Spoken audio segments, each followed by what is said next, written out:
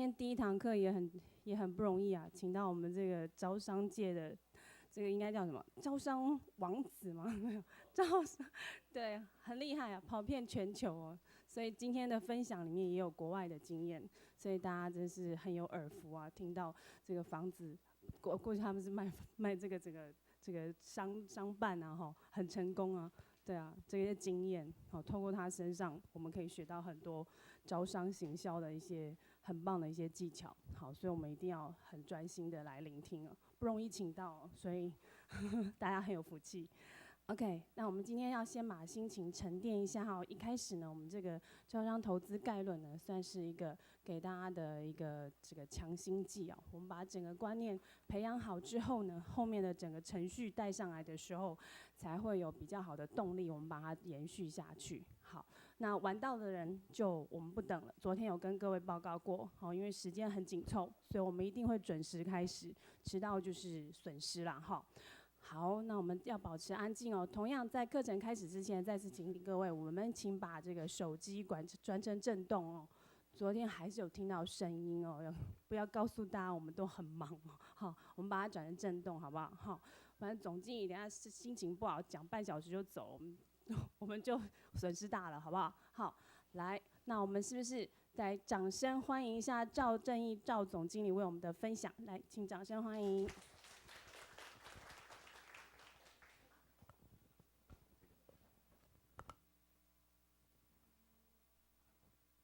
好，那个主持人、与会各位的先进、各位长官，大家好哈！我知道今天来参与的大多是我们公部门的一些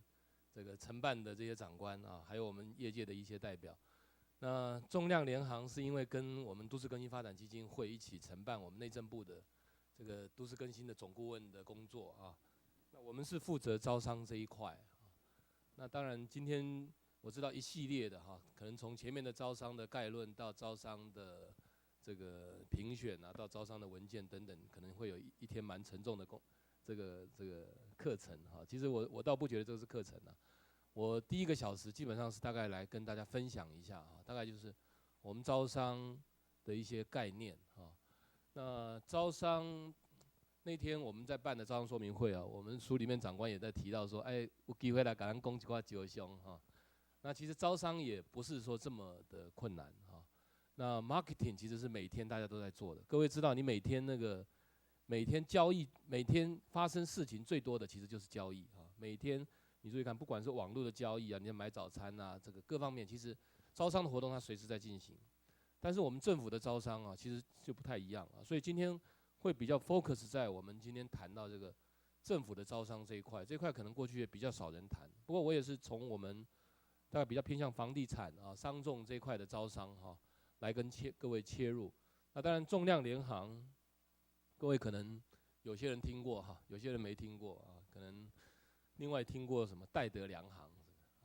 好像这个梁行哈，很多人以为我们是卖米的哈。其实重量联航是国际性的一个不动产顾问啊，我们做蛮多国际性的招商，在国外我待会举一些国外的例子哈，像最近还有像韩国的仁川的机场，我们在帮他做，都是帮政府做招商蛮多的啊。那在国内也做了几个案子，包括我们南港车站，我看陈先生也在这边哈。那一些经验跟大家做一些很快的分享，好吗？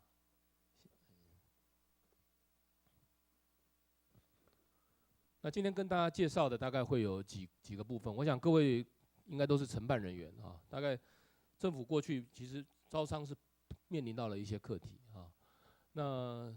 应该怎么来做？前一阵子工程会也有请我去就民间的观点，啊，对政府现在 BOT 啊为什么推不太动，提出一些建言啊。我待会也跟大家做一些分享啊，那也跟大家提一下招商的一些基本观念跟一些这个做法啊。那各位知道我们现在政府碰到了这个问题啊，当然除了国产局之外，各位知道现在尤其大台北地区啊，土地都不够用啊，所以只要是国产局的土地标售都是抢破头啊，或者是联合开发，大部分也是抢破头啊。那我们都更基本上我们上礼拜啊办的这一场，其实厂商是很有兴趣啊，也都很多厂商过来听啊。那但是我们回头看，各位接触的可能很多都是 BOT 的案子啊，那政府很多就设定地上权的案子，那常常会是碰到就是公告之后可能没有厂商投标啊，或者是说你这个降低条件啊，各位可能看过啊，或者是在投标之后，在预约的过程或者是在执行的过程中不是这么顺利啊，那很多的情况，大部分都是或者是其实我们办的有大部分是成功的哈，那但是成功我自己也觉得不是很成功啊，所谓不是很成功就是其实很多案子都只有一家厂商投标啊，那其实我待会会谈到，就国内你哪几个这个指头数得出来哈？大概国内能够投政府的案子的，真的10根指头大概数得出来啊，这个是另外的一个课题。那不过就是我们在谈怎么样把我们这些招商的案子能够成功的推出去，我想这个是大家今天在探讨的很大的一个关键啊。那我们要从就是说，到底为什么国产局的标地这么多人在投啊？营业开发这么多人在投？那政府的 BOT 为什么碰到哪些困难啊？那我们今天其实我们在跟基金会啊，就 review 了全台湾，大概有选出了40个案子啊。那大部分其实也还是地上权的案子，那都选这个权属比较单纯的啊。那其实各位知道，当然用地取得可能是一个问题，不过我觉得这个问题还不是这么大啊，因为政府的土地其实产权还算单纯，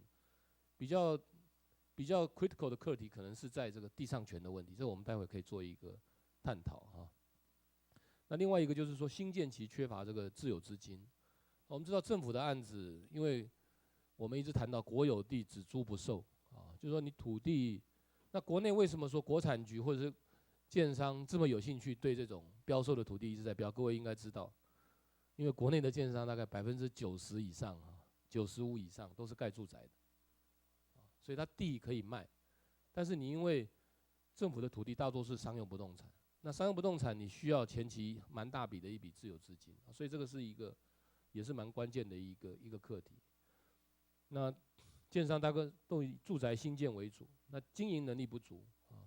那营运期担心资金套牢，另外就是对政府的信心不是这么够啊，那这个都是大家常见看到的一些课题啊。那所谓行销，其实最重要的就是说你的客户在哪里啊？你的客户要什么，你能够提供给他要他的东西。我想这个大家应该都很清楚啊。那投资人到底需要什么东西？那我们政府的案子有没有办法提供给他啊？那需求其实是一个过程啊。当他产生需求之后，他可能会有 passion 最后才会行动啊。所以从他认定你的产品到他行动，其实需要有一段的时间啊，但是你在规划的时候，其实你需要很谨慎的掌握，说到底投资人需要的是什么啊？我想